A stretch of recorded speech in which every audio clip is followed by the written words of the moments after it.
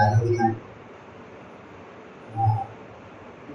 സാക്ഷികൾ നൽകാൻ ദൈവത്തിനായിരിക്കാൻ ലഭ്യമായ അവസരത്തിലേക്ക് ഇന്നലെ 45 മിനിറ്റുണ്ടായിരിക്കും എന്ന് കരുതിയാണ് ഞാൻ ഈ മെസ്സേജ് തയ്യാറാക്കിയത്. എന്നാലത് ദൈവത്തിലേക്ക് ഇങ്ങനെയാണ്. അപ്പോൾ സമയമാകുമ്പോൾ നിർത്തുന്നത്. ഞാൻ ഉപയോഗിച്ചുകൊണ്ടിരുന്ന പഴയ തൈ അത് ഇവിടെ മറച്ചു നോക്കിയപ്പോൾ ഒരു മതത്തിൽ ബൈബിളിൽ വരുന്ന ഒരു മതത്തിൽ പദം പ്രത്യേകമായി അണ്ടർലൈൻ ചെയ്തിരിക്കുന്നത് ഞാൻ ശ്രദ്ധിക്കുകയുണ്ടായി. അത് ഞാൻ പരിശോധിച്ചപ്പോൾ ആ പദം കൂടുതലും സങ്കീർത്തനത്തിലാണ് എന്ന് മനസ്സിലാക്കേണ്ടത്. ആ പദം മറ്റൊന്നുമല്ല, ആശ്രയം, ട്രസ്റ്റ് എന്നുള്ളതായിട്ടുള്ള പദമാണ്. അപ്പോൾ സങ്കീർത്തനത്തിൽ ഉപയോഗിച്ചിട്ടുള്ള ആശ്രയം എന്ന ആ പദപ്രയോഗമാണ് ചിന്തിക്കാൻ ആഗ്രഹിക്കുന്നത്. അതിന് വിശദീകരണമൊന്നും ഉണ്ടായിരിക്കുന്നതല്ല. സമയം ആഗ്രഹം നമുക്ക് വരികയും സമയം കുറവാണെങ്കിൽ ഈ ആശ്രയം എന്ന് പറഞ്ഞാൽ നമുക്കറിയാം, അത് അതിന് നിഘണ്ടുവിൽ കൊടുത്തിട്ടുള്ള താങ്ങ്, രക്ഷ, തുണ, അവലംബം, ഇരിപ്പിടം, അങ്ങനെയുള്ളതായിരുന്ന അതുപോലെ തന്നെ അഭയസ്ഥാനം, ഇങ്ങനെയുള്ളതായിരുന്ന അർത്ഥങ്ങളാണ് കൊടുത്തത്. വേദപുസ്തകത്തിൽ ആശ്രയം എന്നുള്ളതിന് വിശ്വാസം എന്ന നിലയാണ്. പഴയ നിയമത്തിലാണ് ആശ്രയം എന്ന പദം കൂടുതലുള്ളത്. പുതിയ നിയമത്തിൽ കൂടുതൽ വിശ്വാസം ഉള്ളത്. ആശ്രയവും വിശ്വാസവും എന്നതിന് പൂരിതമാണ്. ആശ്രയമുള്ളവനാണ് വിശ്വസിക്കാൻ സാധിക്കുക, വിശ്വാസമുള്ളവനാണ് ആശ്രയിക്കാൻ സാധിക്കുക. ബൈബിൾ വ്യക്തമാക്കുന്ന വിശ്വാസം യേശുക്രിസ്തുവിന്റെ കുരിശുമരണത്തിലൂടെ മനുഷ്യവർഗത്തിന് വേണ്ടി സാധിച്ചതായിരുന്ന രക്ഷ, അത് ഒരുവൻ അനുഭവമാക്കേണ്ടതിന് അവന്റെ സ്വയം പ്രവൃത്തിയിൽ ആശ്രയിക്കാതെ യേശുവിൽ ആശ്രയിക്കുക, ദൈവത്തിൽ ആശ്രയിക്കുക. ഇതാണ് ബൈബിൾ വ്യക്തമാക്കുന്ന ആശ്രയം എന്ന് പറയുന്നത്. നമ്മൾ സാധാരണ വർഷങ്ങളായിട്ട് പറഞ്ഞു വരുന്ന ഉദാഹരണം നമുക്കറിയാം. നയാഗ്ര വെള്ളച്ചാട്ടത്തിന്റെ മുകളിലൂടെ അത് കൃത്യമായിട്ട് നല്ല ഒരു ഉദാഹരണമായിട്ട് എനിക്ക് തോന്നുന്നത്. നമുക്ക് സങ്കീർത്തനത്തിൽ പറഞ്ഞിട്ടുള്ളതായിരുന്നു ആശ്രയം എന്ന് പറയും. നമുക്കറിയാം, സങ്കീർത്തനം വേദപുസ്തകത്തിലെ കാവ്യ പുസ്തകത്തിലെ ഏറ്റവും വലിയ പുസ്തകമാണ്. സങ്കീർത്തനങ്ങൾ ഓരോന്നും ഓരോ അധ്യായങ്ങളല്ല നമുക്കറിയാം. നമ്മൾ അറിയാതെ അധ്യായം പറഞ്ഞു പോയാലും അധ്യായമല്ല. പക്ഷേ അധ്യായമല്ലെങ്കിലും അധ്യായങ്ങളായിട്ടാണ് പരിഗണിക്കുന്നത്. 1789 അധ്യായങ്ങൾ ബൈബിളിൽ നമുക്കറിയാം. ഈ 1789 വരാൻ കാരണം 150 സങ്കീർത്തനങ്ങളെയും 150 അധ്യായങ്ങളായിട്ട് പരിഗണിച്ചു കൊടുത്താണ്. ആ നിലയിൽ നോക്കിയാൽ വേദപുസ്തകത്തിലെ ഏറ്റവും വലിയ അധ്യായം സങ്കീർത്തനത്തിലാണ്. 119 അധ്യായം. ഏറ്റവും ചെറിയ അധ്യായവും സങ്കീർത്തനത്തിലാണ്. 2 വാക്യങ്ങൾ മാത്രമുള്ള 117 സങ്കീർത്തനമാണ്. ബൈബിളിന്റെ ഹൃദയമാണ് സങ്കീർത്തനം എന്ന് പറയാറുണ്ട്. ബൈബിളാണ് സങ്കീർത്തനം എന്ന് പറയാറ്.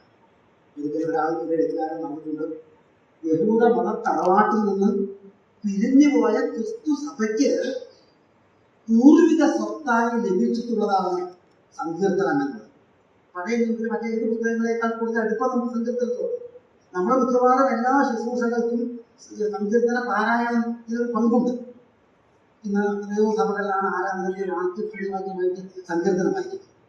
വീട്ടുപൂജ, അതുപോലെ ഗൃഹപ്രവേശമായാലും മരണമായാലും വിവാഹമായാലും ഒക്കെ സങ്കീർത്തന പാരായണത്തിന് ഒരു പ്രത്യേകമായ പങ്കുണ്ട്.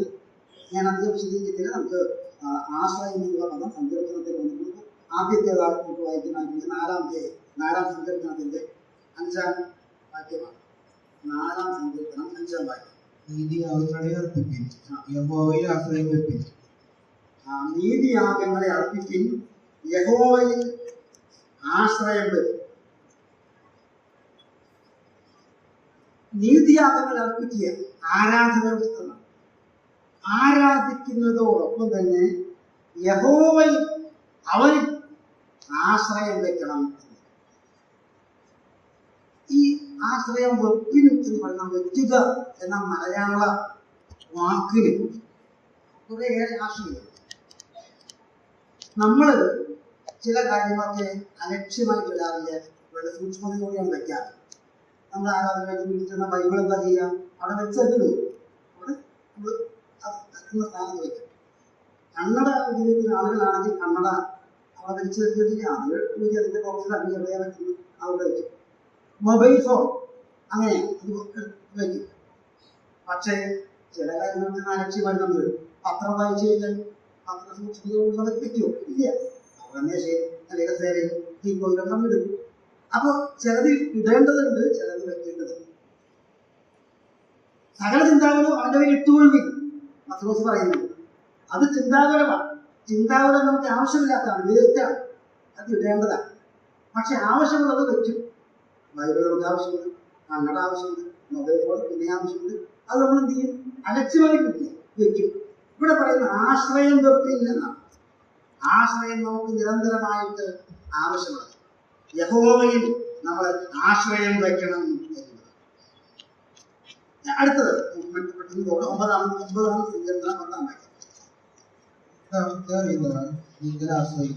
നിന്റെ നാമത്തെ അറിയുന്നവർ നിന്റെ നാമത്തെ നിന്റെ നാമത്തെ അറിയും.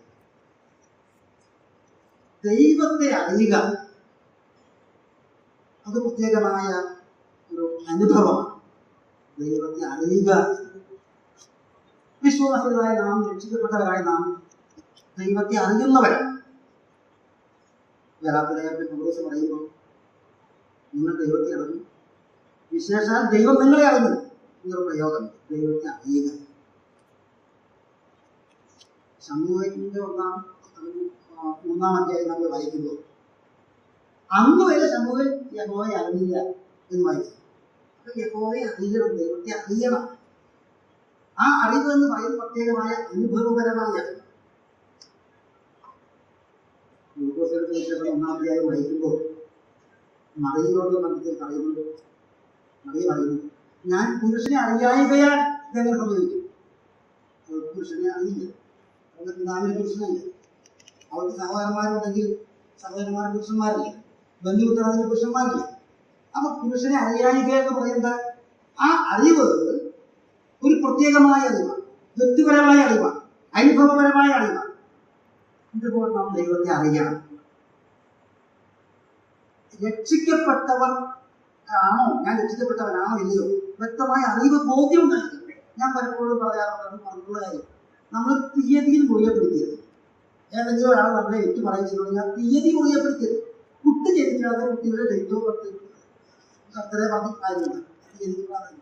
ജനിച്ചോ ഞാൻ ജനിച്ചോ, വെള്ളി ജനിച്ചോ, രക്ഷിക്കപ്പെട്ടോ, ഞാൻ ദൈവത്തെ അറിഞ്ഞോ, ഈ വ്യക്തിപരമായ ബോധ്യം നമുക്കുണ്ടായിരുന്നു. ഞാൻ രക്ഷിക്കപ്പെട്ടവനാണോ ഇല്ലെന്ന് സംശയം എനിക്ക് കൃത്യമായിട്ട് ഡേറ്റില്ല രക്ഷിക്കപ്പെട്ടു. എനിക്ക് സംശയം തോന്നിയപ്പോൾ ഞാൻ രക്ഷിക്കപ്പെട്ടു, ഞാൻ ഇതുവരെ രക്ഷിക്കപ്പെട്ടിരിക്കോ ഞാൻ സ്വീകരിക്കുന്നു എന്ന് ഞാൻ പറഞ്ഞിട്ടുണ്ട്. അത് സംശയം രക്ഷിക്കപ്പെട്ട ആളുകൾക്കാണ് സംശയം ഉണ്ടാവില്ല, രക്ഷിക്കപ്പെട്ടവർക്ക് ഒരു സംശയം ഉണ്ടാവില്ല. രക്ഷിക്കപ്പെട്ടവർക്കുണ്ടാവും രക്ഷിക്കപ്പെട്ടവരാണ്. അപ്പോ ആർക്കെങ്കിലും സംശയം ഇപ്പൊ സ്വീകരിക്കും എന്ന് പറയാം. നമുക്ക് ആയിരിക്കാം, പക്ഷെ രക്ഷയുടെ ബോധ്യം നമുക്ക് ദൈവത്തെ അറിയുക, യഹോവയെ. ഇവിടെ പറയുന്നതാണ് നിന്റെ നാമത്തെ അറിയുന്നവർ നീ ആശ്രയിക്കും. ഇതൊരു ഒരു വസ്തുതയാണ്.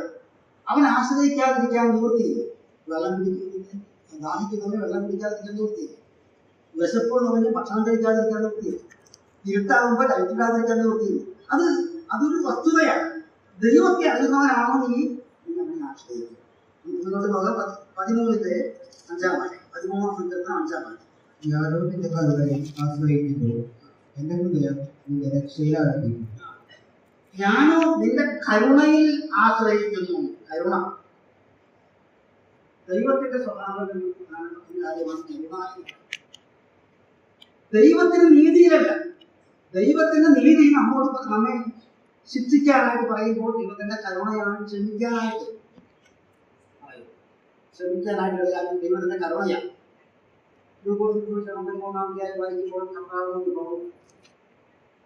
മുന്തിരിത്തോട്ടത്തിലെ ഒരു അത്തിവൃക്ഷം, ആ തോട്ടത്തിന്റെ ഉടമ പറഞ്ഞു, തോട്ടക്കാരനോട് പറഞ്ഞു, ഞാൻ 3 വർഷമായിട്ട് ഈ വൃക്ഷത്തിൽ ഫലം തരയാം, അത് ഫലം കഴിക്കത്തില്ല, വെട്ടിക്കളയാം, എന്തിനാ അത് ഫലം?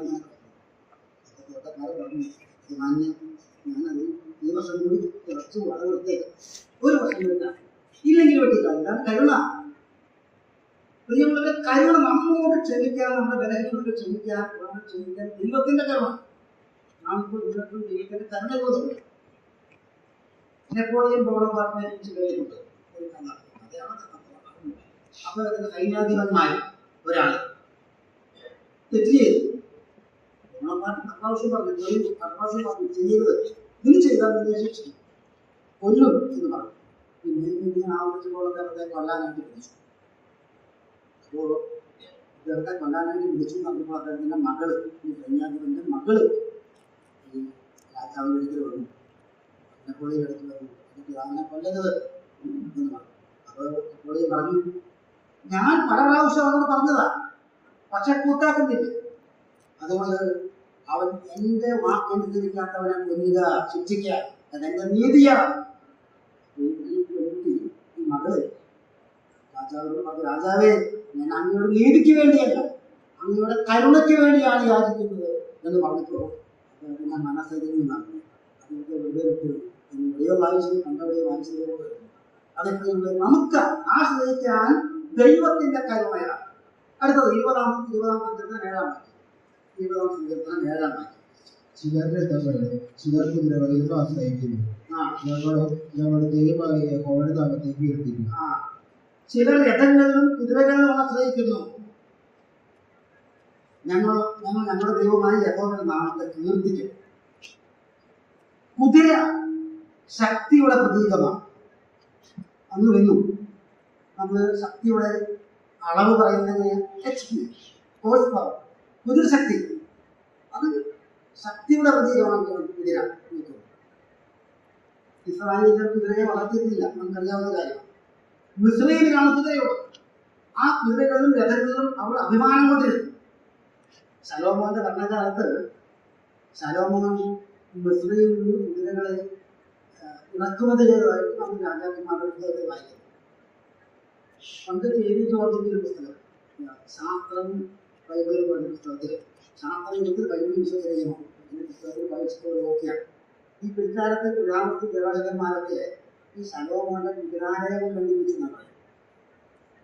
ഏതാണ്ട് 150 രഥങ്ങളും 450 കുതിരകൾക്കും ഒരുപോലെ കഴിയാൻ ഉള്ള അത്രയും വിസ്താരമുള്ള കുതിരാലയങ്ങളാണ് നമ്മൾ കണ്ടുപിടിച്ചത് എന്നാണ്. അപ്പോ കുതിരയിൽ രഥത്തിലൊക്കെ ആശ്രയിക്കുകയാണ്. ഇവിടെ വാക്യം പറയുന്നത് ഞങ്ങളോ ഞങ്ങളുടെ ദൈവമായ നാമത്തിൽ. ശരിക്കും വാക്യം പറയുന്നത് എങ്ങനെയാണ്? ഞങ്ങൾ ചില രഥങ്ങളിലും കുതിരകളിലും ആശ്രയിക്കുന്നു, ഞങ്ങളോ ഞങ്ങളുടെ ദൈവമായ നാമത്തിൽ ആശ്രയിക്കുന്നു. അങ്ങനെയാണ് വരേണ്ടത്. ചില ഇംഗ്ലീഷ് തർജ്ജമയിൽ അങ്ങനെയുണ്ട്, ആശ്രയിക്കുന്നുണ്ട്. ചില English തർജ്ജമയിൽ we will remember the name of the Lord എന്നാണ്. കർത്താവിന്റെ നാമത്തിൽ ഞങ്ങൾ കർത്താവിന്റെ നാമത്തെ ഓർക്കുന്നു. പ്രിയമുള്ള നമ്മൾ കർത്താവിന്റെ നാമത്തെ ഓർത്താൽ മതി, കീർത്തിച്ചാൽ മതി. അത് ആശ്രയിക്കുന്നതിന് തുല്യമാണ് എന്ന്. മറ്റുള്ളവർ അവരുടേതായ കഴിവുകൾ ബോധത്തിൽ ഒക്കെ ആശ്രയിക്കുമായിരിക്കും. നമുക്ക് കീർത്തിക്കാൻ, ഓർക്കാൻ നാമമുണ്ട്. അത് ഓർക്കുമ്പോൾ തന്നെ ദൈവത്തിന് ആശ്രയിക്കുന്നത് തുല്യമാണ് എന്നാണ്. 21:7 രാജാവ് യഹോവയിൽ ആശ്രയിക്കുന്നു, അത്യുന്നതന്റെ കാരുണ്യം കൊണ്ട് അവൻ കുലുങ്ങാതിരിക്കുന്നു. ഇത് 21-ാം സങ്കീർത്തനം ജയത്തിന്റെ സങ്കീർത്തനമാണ്. യുദ്ധത്തിന് പുറപ്പെടുന്ന രാജാവിന് ജയത്തിന് വേണ്ടിയുള്ള പറയുന്ന സങ്കീർത്തനമാണ്.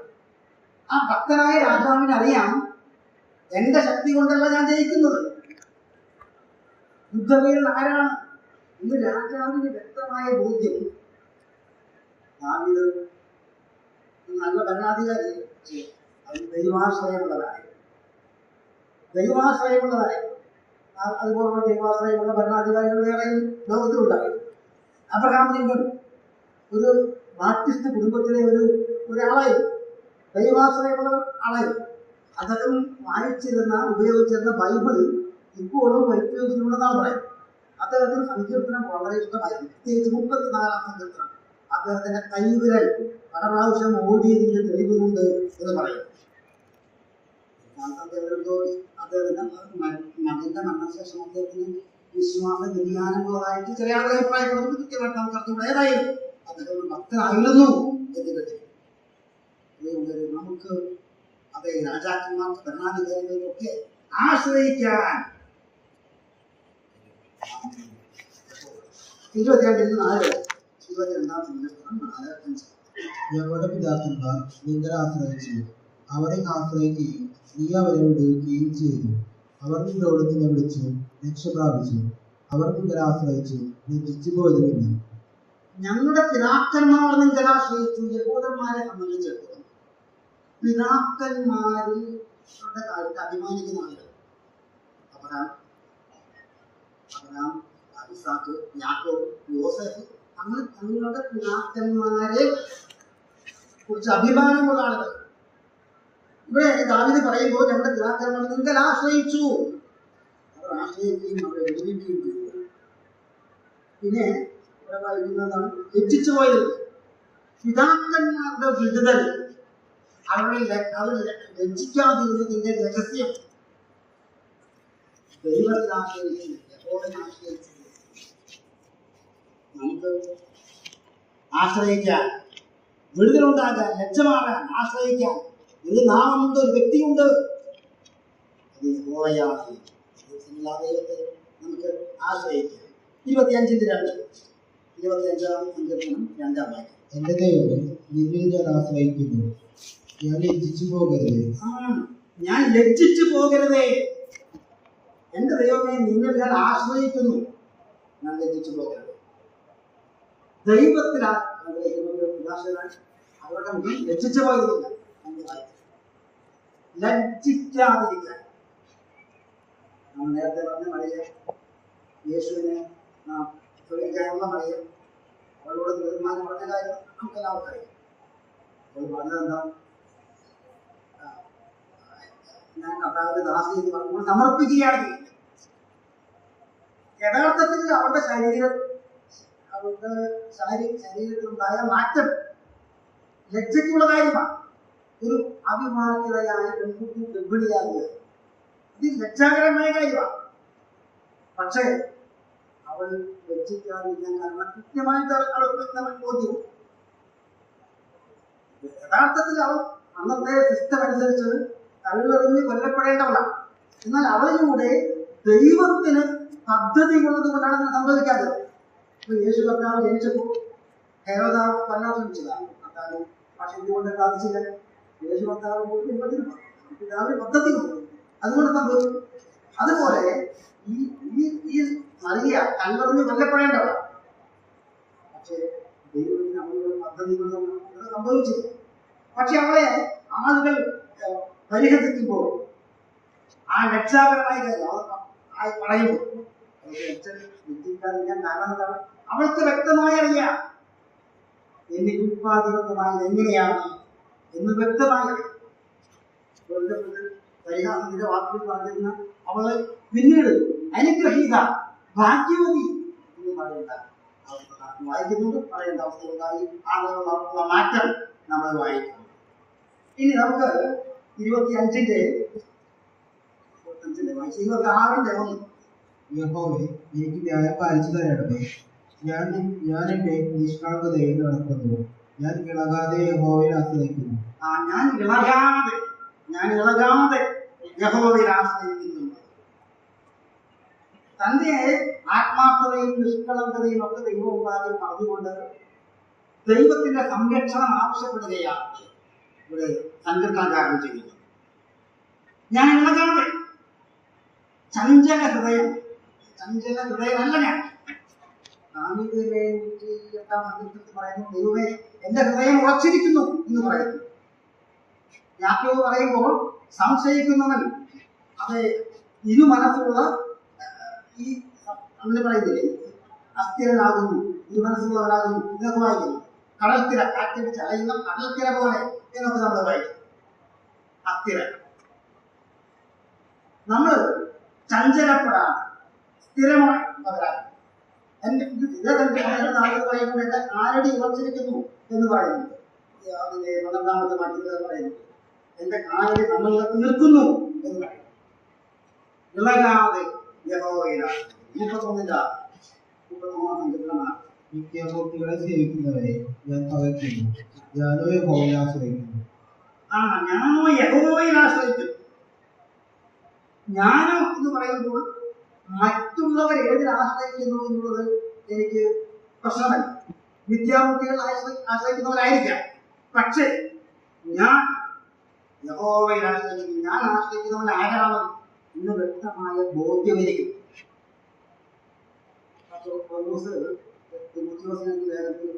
എഴുതുമ്പോൾ ഞാൻ ആരെ വിശ്വസിച്ചിരിക്കുന്നു എന്നറിയുന്നു, അവനായിട്ട് ഉപലി ആ ദിവസം വരെ സൂക്ഷിക്കാൻ ശക്തം കുറച്ചിരിക്കുന്നു എന്ന് പറയും. ആ വിശ്വസിക്കുന്നതിന് വ്യക്തമായ ബോധ്യം. ഞാനോ യഹോവയിൽ ആശ്രയിക്കുന്നു. 14-ാമത്തെ വാക്യത്തിൽ എങ്കിലും യഹോവയെ ഞാൻ നിങ്ങളിൽ ആശ്രയിച്ചു. എന്താ എങ്കിലും എന്ന് പറയുന്നത്? 13-ാമത്തെ വാക്യത്തിൽ വായിക്കുമ്പോൾ 13-ാമത്തെ വാക്യത്തിൽ ചുറ്റും ഭീതി, അപശ്രുതി. ഞാൻ പലരുടെയും വായി നിന്ന് കേട്ടിരിക്കുന്നു. അവർ എനിക്ക് വിരോധമായി കൂടി ആലോചന ചെയ്തു, എന്റെ ജീവൻ എടുത്തു കളയുവാൻ നിയോഗിച്ചു. അപശ്രുതി, ജീവന് ഭീഷണി, ഇതൊക്കെയുണ്ട്. എങ്കിലും ഞാൻ നിന്നിൽ ആശ്രയിച്ചു. പ്രതികൂലങ്ങൾ, പ്രയാസങ്ങൾ, പ്രതിസന്ധികളൊക്കെ വരുമ്പോഴും നമുക്ക് ആശ്രയിക്കാൻ ഒരുവനുണ്ട്. ചുറ്റും പ്രതികൂലമാണെങ്കിലും നമുക്ക് യഹോവയിൽ തന്നെ ആശ്രയിക്കാം. 32-ാം സങ്കീർത്തനം 10-ാം വാക്യം. ദുഷ്ടന് വളരെ വേദനകളുണ്ട്, യഹോവയിൽ ആശ്രയിക്കുന്നവനെയോ ദയ ചുറ്റിക്കൊള്ളും. യഹോവയിൽ ആശ്രയിക്കുന്നവനെയോ ദയ ചുറ്റിക്കൊള്ളുമെന്നത്. ദുഷ്ടന് വളരെ വേദനകളുണ്ട്, യഹോവയിൽ ആശ്രയിക്കുന്നവനെ ദൈവം. അപ്പൊ ദുഷ്ടന് വളരെ വേദനകളുണ്ട്, യഹോവയിൽ ആശ്രയിക്കുന്നവന് വേദനകളില്ല. അങ്ങനെയാണ് വരേണ്ടത്. ഇവിടെ വേദനകളില്ല എന്നല്ല, വേദനയുണ്ട്. ദയയുടെ ആ വേദനയുടെ മേൽ ദയയുടെ ചുറ്റിക്കെട്ട്. മറ്റുള്ളവർക്ക് അവിശ്വാസികൾ ഉള്ള പോലുണ്ടായിരുന്ന വൈഷമ്യങ്ങൾ നമുക്കുണ്ടായിരിക്കാം. പക്ഷെ അതിന്റെ മേൽ ദൈവത്തിന്റെ ദയയുടെ ചുറ്റിക്കെട്ടലാണ്. ദൈവത്തിന്റെ ദയ ആശ്രയിക്കുന്നു. യഹോവയെ ആശ്രയിക്കുന്നത് ദയ ചുറ്റിക്കുന്നു. ആശ്രയിക്കുമ്പോൾ ദൈവത്തിന്റെ ദയയുടെ ആ ചുറ്റിക്കെട്ടൽ നാം അനുഭവിക്കുന്നു. അടുത്തത് 33-21. അവന്റെ വിശുദ്ധ നാമത്തിൽ നാം ആശ്രയിക്കയാൽ നമ്മുടെ ഹൃദയം അവനിൽ സന്തോഷിക്കും. വിശുദ്ധ നാമത്തിൽ ആശ്രയിക്കാൻ നമ്മുടെ ഹൃദയം സന്തോഷിക്കും. സന്തോഷത്തിന്റെ രഹസ്യം എന്ന് പറയുന്നത് നമ്മൾ ആരിൽ ആശ്രയിക്കുന്നു, എന്തിൽ ആശ്രയിക്കുന്നു, ഏതിൽ ആശ്രയിക്കുന്നു എന്നുള്ളതിന്റെ അടിസ്ഥാനത്തിൽ ഇവിടെ നൽകുന്നതാണ് പറയുന്നത്. അവന്റെ വിശുദ്ധ നാമത്തിൽ ആശ്രയിക്കാൻ നമ്മുടെ ഹൃദയം നമ്മൾ സന്തോഷിക്കും. നമ്മൾ ആശ്രയിക്കുന്ന ദൈവത്തെ പ്രാർത്ഥിച്ചിട്ട് നമ്മുടെ ആവശ്യങ്ങളും ആഗ്രഹങ്ങളും നിറവേറിയെന്ന് പറയാൻ പറയും ഇല്ല. നമുക്കെത്ര ഞാനൊക്കെ ജീവിതത്തിൽ അടിസ്ഥാനപരമായ അത്യാവശ്യമായ കാര്യം ഞാൻ ഉൾപ്പെടെ പലരും. പക്ഷെ എന്തുകൊണ്ട് ഇതൊക്കെ ഉദ്ദേശം എങ്കിലും നമ്മൾ ദൈവം ഉത്തരം തരുന്നില്ലെങ്കിലും ആ ദൈവത്തിൽ സന്തോഷിക്കാൻ നമ്മൾ ബാധ്യത.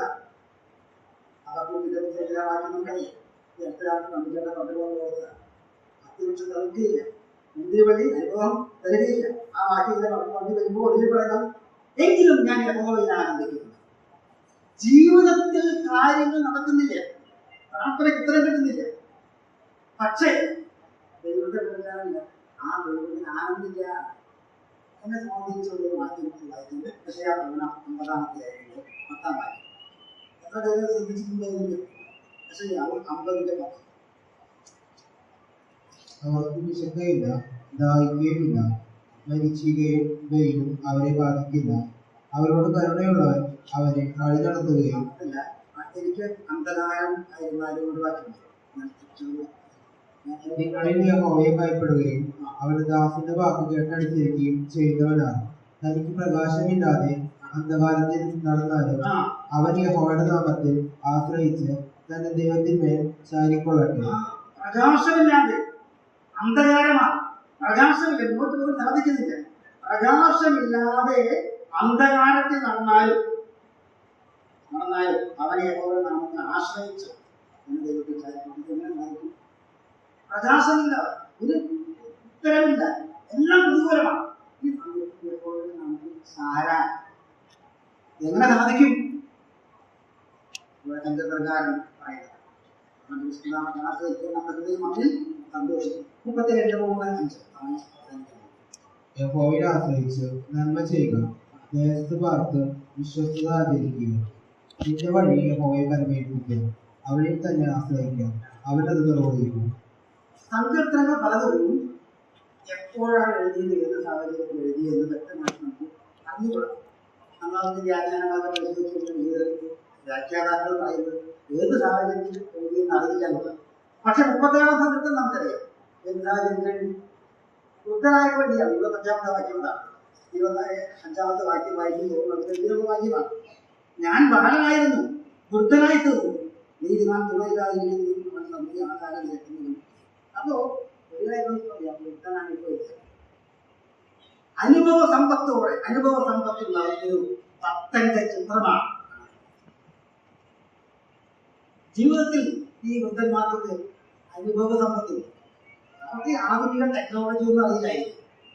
നമ്മൾ ഉപയോഗിക്കുന്ന മൊബൈൽ ഫോൺ, അതിന്റെ ഓപ്ഷൻ മാറിക്കിടന്നാൽ നിർമ്മിച്ചാൽ പറ്റുന്നു. പക്ഷെ 4 കിലോമീറ്റർ ഉള്ളവരില്ല, നമുക്കറിയാവുന്ന കാര്യം. അപ്പൊ ഈ പിള്ളേര് ശരിയാക്കുമ്പോൾ നമ്മൾ പിള്ളേരെ പ്രോത്സാഹിപ്പിക്കും. ഈ പിള്ളേര് അവർ വളർന്നു വരുന്ന അപ്പാപ്പനറിയില്ല, അമ്മാമനറിയില്ല, ആ ചിന്താഗതിയിലാണ് അവർ വളർന്നു വരുന്നത്. അങ്ങനെയാണ് അത് വളർന്നു വരുമ്പോൾ ഈ അപ്പാപ്പന മാമയും ബിസിനസ് ആയിട്ട് ഉപയോഗശൂന്യമായിട്ട് ഡേറ്റ് കഴിഞ്ഞവരായിട്ടൊക്കെ തോന്നുന്നത്. പക്ഷെ പിള്ളേർ ആ നിലയിൽ വളർന്നു വരിക. പക്ഷേ അനുഭവം ഞാൻ മനസ്സിലാക്കി അവർക്ക് പരമായിട്ടൊന്നും പറയാൻ